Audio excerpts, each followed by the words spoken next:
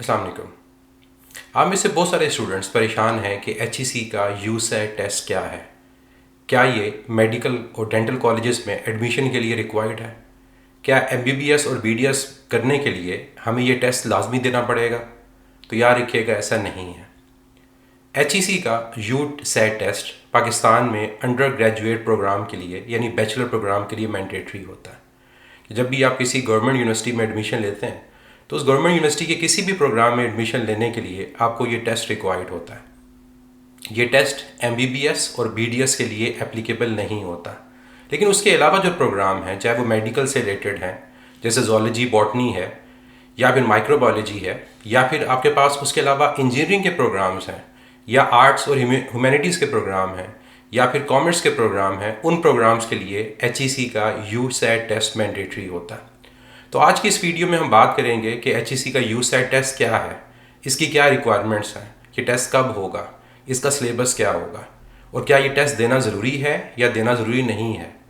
सबसे पहले बात करते हैं कि एचईसी यूसेट में कौन से स्टूडेंट्स अप्लाई कर सकते हैं। तो दो तरह के स्टूडेंट्स इस टेस्ट के लिए अप्लाई कर सकते हैं। पहले वो स्टूडेंट्स हैं जिनके पास हायर सेकेंडरी स्कूल सर्टिफिकेट है, मतलब उन्होंने एफएससी पास की हुई है या उसके इक्विवेलेंट एग्जाम जो ए लेवल है उसको क्लियर किया हुआ है, या फिर वो अपने फाइनल एग्जाम के बाद अपने रिजल्ट का वेट कर रहे हैं। तो ये दो तरह के स्टूडेंट्स हैं जो इस टेस्ट के लिए अप्लाई कर सकते हैं। नेक्स्ट हमारे पास ये आ जाता है कि किस वर्जन के लिए आपने अप्लाई करना है। इसके मुराद क्या है? इससे मुराद ये है कि जब आप यूनिवर्सिटी में एडमिशन लेते हैं तो किस कैटेगरी में एडमिशन ले रहे हैं। क्या आप प्री इंजीनियरिंग के किसी प्रोग्राम में एडमिशन ले रहे हैं, मेडिकल में ले रहे हैं, आर्ट्स ह्यूमैनिटीज़ में ले रहे हैं, कंप्यूटर साइंस में, जनरल साइंस में या कॉमर्स में। तो हर एक डिसिप्लिन के लिए एक स्पेशल टेस्ट की कैटेगरी है। जैसे अगर आप प्री इंजीनियरिंग की बात करें तो यूसेट ई, मेडिकल की बात करें तो यूसेट एम, आर्ट्स ह्यूमैनिटीज़ के अंदर यूसेट ए, इसी तरह कंप्यूटर साइंस में सीएस, जनरल साइंस में जीएस और कॉमर्स के लिए सीयूएम। इसका मतलब ये हुआ कि यूनिवर्सिटी में जब अप्लाई करेंगे तो आपको स्पेसिफिक डिसिप्लिन के अगेंस्ट उस स्पेसिफिक टेस्ट को अटेम्प्ट करना होगा। ऐसा नहीं है कि आप प्री इंजीनियरिंग के टेस्ट को देखकर कंप्यूटर साइंस में एडमिशन ले सकें या मेडिकल के टेस्ट को देखकर आप जनरल साइंस में एडमिशन को ले सकें। तो ये चीज़ ज़रूरी है। नेक्स्ट पॉइंट ये है कि इस टेस्ट को क्वालिफाई कैसे किया जा सकता है, मतलब कितना स्कोर रिक्वायर्ड है। तो मिनिमम स्कोर 50 रिक्वायर्ड होगा, इससे अबव हो तो अच्छी बात है, और मैक्सिमम स्कोर जो इस टेस्ट में लिया जा सकता है दैट इज़ 100। तो ये हमारे पास क्वालिफाई करने की रिक्वायरमेंट है कि कम से कम 50 या 50 से ज़्यादा होना चाहिए और मैक्सिमम स्कोर 100 होना चाहिए। नेक्स्ट हम बात करते हैं कि जो टेस्ट है उसका ब्रेकअप क्या है, मतलब मार्क्स डिस्ट्रीब्यूशन क्या है। इसके लिए एचईसी की वेबसाइट के ऊपर एक कंप्लीट डॉक्यूमेंट अवेलेबल है जिसमें उन्होंने हर डिसिप्लिन के अकॉर्डिंगली बताया हुआ है कि किस डिसिप्लिन के लिए आपके पास क्या क्या सब्जेक्ट्स हैं जिनका टेस्ट होगा, कितने एमसीक्यूज होंगे और आपने किस तरह की तैयारी करनी होगी। जैसे अगर हम बात करते हैं सबसे पहले प्री इंजीनियरिंग की, तो प्री इंजीनियरिंग के अंदर हमारे पास कौन कौन से सब्जेक्ट्स हैं। वर्बल रीजनिंग है, क्वांटिटेटिव रीजनिंग है, इसके अलावा फिजिक्स, केमिस्ट्री और मैथ। ये ओवरऑल 5 सब्जेक्ट्स हैं। अगर हम इनके एमसीक्यूज को देखें तो वर्बल रीजनिंग के 20 एमसीक्यूज हैं, क्वांटिटेटिव रीजनिंग के 25, फिजिक्स, केमिस्ट्री और मैथ के 10 एमसीक्यूज हैं। इसके अलावा हमारे पास सेकंड पार्ट के अंदर आर्गुमेंट बेस्ड ऐसे राइटिंग है, उर्दू और इंग्लिश दोनों के अंदर ऑप्शन है, और इसके अलावा नैरेटिव बेस्ड ऐसे राइटिंग के अंदर भी है, और इनके मार्क्स भी हमारे पास है रिस्पेक्टिवली 15 और 10। और जो टोटल हमारे पास इसकी वेटेज है दैट इज़ 100%, मतलब टोटल 100 मार्क्स होंगे और 100 मार्क्स के लिए 50 आपके पास क्वालिफाइंग मार्क्स होंगे। अगर हम प्री मेडिकल को देखते हैं तो बाकी तमाम सब्जेक्ट सेम है जो प्री इंजीनियरिंग के हैं, जो डिफरेंस है वो सिर्फ बायोलॉजी के अंदर है। अगर हम आर्ट्स ह्यूमैनिटीज़ को देखें तो यहाँ पर डिफरेंस आपके पास आएगा, यहाँ साइंस के सब्जेक्ट्स नहीं है, यहाँ पर उनकी जगह इस्लामियात, पाकिस्तान स्टडीज़ और जनरल नॉलेज है। बाकी तमाम जो सब्जेक्ट्स हैं, जो वेटेज है वो सेम है। कंप्यूटर साइंस को देखें तो कंप्यूटर साइंस के अंदर जो डिफरेंस आएगा वो हमारे पास केमिस्ट्री के अंदर आएगा। केमिस्ट्री की जगह कंप्यूटर साइंस होगा। बाकी फिजिक्स, मैथ, उसके अलावा quantitative reasoning, verbal reasoning, argument based ऐसे राइटिंग और नैरेटिव बेस्ड ऐसे राइटिंग शामिल है।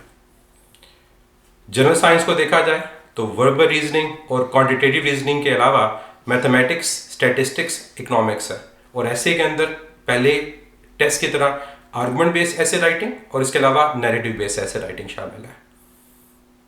अगर हम कॉमर्स की बात करते हैं तो कॉमर्स के अंदर वर्बल रीजनिंग, क्वांटिटेटिव रीजनिंग के अलावा अकाउंटिंग, कॉमर्स, इकोनॉमिक्स है।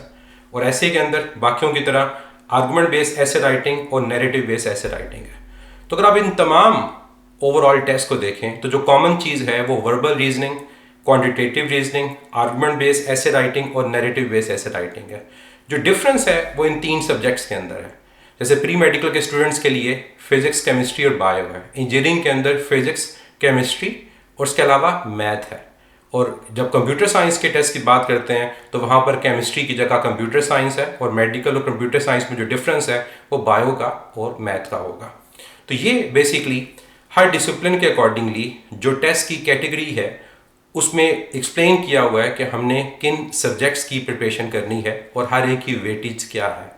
नेक्स्ट हम बात करते हैं कि इसका प्रपोज टेस्ट शेड्यूल क्या है। ये टेस्ट क्वार्टरली बेस पे होता है और साइमल्टेनियसली पाकिस्तान के डिफरेंट सिटीज़ में कंडक्ट किया जाता है। और हमारे पास इस टेस्ट के लिए स्टूडेंट्स को ऑनलाइन रजिस्टर करना होगा HEC की वेबसाइट etc.hec.gov.pk। डिस्क्रिप्शन के अंदर मैं इसका लिंक दे दूंगा। और याद रखिएगा कि ऑनलाइन रजिस्ट्रेशन मैंडेटरी है। इस टेस्ट में यूनिवर्सिटीज़ का रोल क्या है? जब आप किसी यूनिवर्सिटी में किसी पर्टिकुलर डिसिप्लिन में अप्लाई करेंगे तो याद रखिएगा कि आपको इस टेस्ट के रिजल्ट को सबमिट करवाना होगा। तो ये चीज़ मैंडेटरी है। तो ETC का जो स्कोर कार्ड होगा वो आप सबमिट करवाएंगे और उसके अकॉर्डिंगली जो भी डिसिप्लिन होगा उसके मेरिट के अकॉर्डिंगली जो उसका फार्मूला होगा ये टेस्ट का रिजल्ट कंसिडर किया जाएगा। अब सबसे इंपॉर्टेंट चीज़ की बात करते हैं, अप्लाई कैसे करना है। तो मैंने जैसे पहले आपको कहा कि आप लोगों ने ऑनलाइन अप्लाई करना है, और ऑनलाइन अप्लाई करने के लिए आप HEC की वेबसाइट etc.hec.gov.pk पे जाएंगे और रजिस्ट्रेशन करवाएंगे। अगर किसी भी तरह का कोई इशू आ रहा हो तो उनकी हेल्पलाइन है ऑनलाइन help.hec.gov.pk, वहाँ पर जाकर आप अपने इशू को शेयर कर सकते हैं। और next point, only submitted application will be considered, मतलब जो स्टूडेंट सक्सेसफुली एप्लीकेशन को ऑनलाइन सबमिट करेंगे वही स्टूडेंट इस टेस्ट को दे सकते हैं। नेक्स्ट पॉइंट, फ़ी को आपने सबमिट करवाना है ऑनलाइन या मोबाइल बैंकिंग के थ्रू करवा सकते हैं, इजी पैसा और जैस कैश के थ्रू। और जब आप फ़ी सबमिट करवा देंगे तो उसके बाद आपने ऑनलाइन ETC के डैशबोर्ड पे जाकर अपनी फ़ी को वेरीफाई भी करना होगा। ये फ़ी नॉन रिफंडेबल है, नॉन ट्रांसफरेबल है। जब आप लोग रजिस्टर कर लेंगे सक्सेसफुली, फ़ीस सबमिट करवा के वेरीफाई कर लेंगे और ये सब कुछ ऑनलाइन होगा, तो फिर आप लोगों को ईमेल और SMS सेंड होगा। जो स्टूडेंट रजिस्टर होंगे जिसके थ्रू आपको एग्जामिनेशन डेट, टाइम और वेन्यू का बताया जाएगा। और याद रखिएगा कि रजिस्ट्रेशन करते वक्त आपने अपना वैलिड ईमेल और जो वैलिड आपका नंबर है जो एक्टिव होगा वो आपने प्रोवाइड करना है, ताकि जब भी आपको ईमेल या SMS आए आपके डेट, वेन्यू के बारे में तो आपको रिसीव हो। लास्ट पॉइंट जो है, अगर स्टूडेंट्स को कोई भी मसला है तो याद रखिएगा उनको जो डेडलाइन है उससे पहले अपने उस इशू को रिजॉल्व करना है।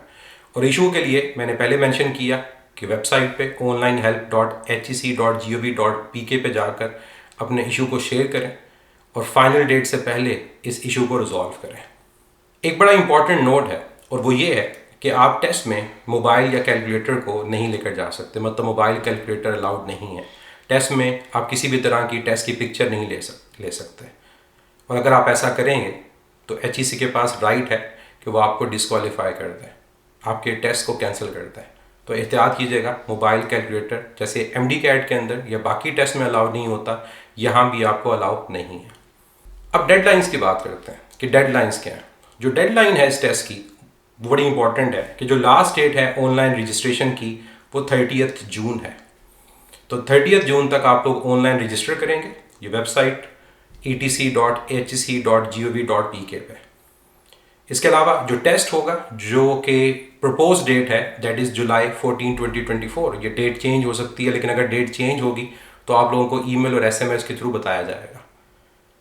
और बाकी हेल्पलाइन के लिए वेबसाइट भी मैंने बताई आपको, ऑनलाइन हेल्प वाली। उसके अलावा ये हेल्पलाइन नंबर भी है, आप इस पर भी जाकर जो आपके इश्यूज़ हैं, जो क्वेश्चंस हैं, वो आप इनसे पूछ सकते हैं।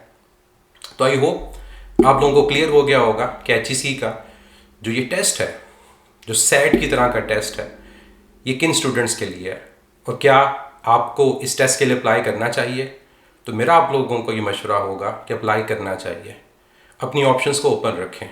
जहाँ पर आप MBBS और BDS की प्रिपरेशन कर रहे हैं तो साथ साथ बाकी ऑप्शंस को भी ओपन रखें। और आपके लिए ये फ्यूचर में हेल्पफुल होगा।